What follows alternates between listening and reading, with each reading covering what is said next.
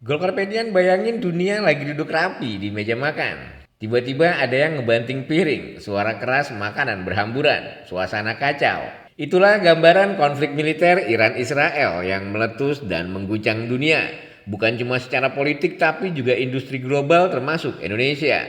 Menteri Perindustrian Agus Gumiwang Kartasasmita menyebut dampaknya sudah mulai terasa. Ini bukan lagi isu luar negeri yang jauh tapi sudah menyeret ke dompet rakyat Indonesia. Kenapa? Karena Iran dan kawasan sekitarnya menyumbang hampir 30% produksi minyak dunia.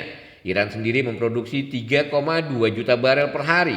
Jika konflik membuat Selat Hormuz ditutup, dunia bakal alami krisis energi. Harga minyak yang semula di kisaran 70-an dolar kini meroket ke 90 dolar per barel dan diprediksi bisa naik hingga 20% tahun depan.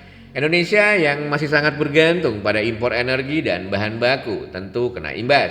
Kenaikan harga minyak berarti biaya produksi naik dan akhirnya harga barang juga ikut naik. Konsumen jadi pihak terakhir yang menanggung semua. Karena itu Menperin menyerukan efisiensi energi dan diversifikasi sumber daya dalam negeri. Industri harus mulai beralih ke bioenergi, panas bumi atau limbah industri sebagai alternatif energi. Tapi ini bukan cuma soal energi. Konflik juga memicu krisis logistik global. Banyak kapal pengangkut yang tadinya lewat Selat Suez kini harus memutar ke Tanjung Harapan.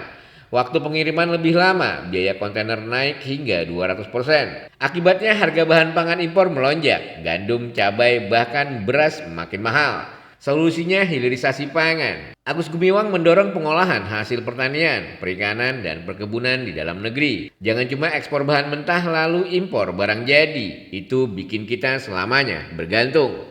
Sektor industri strategis juga ikut terpukul. Industri otomotif dan elektronik terdampak. Kelangkaan semikonduktor dengan waktu tunggu mencapai 26 minggu, potensi kerugian ekspor bisa tembus 500 juta dolar Amerika.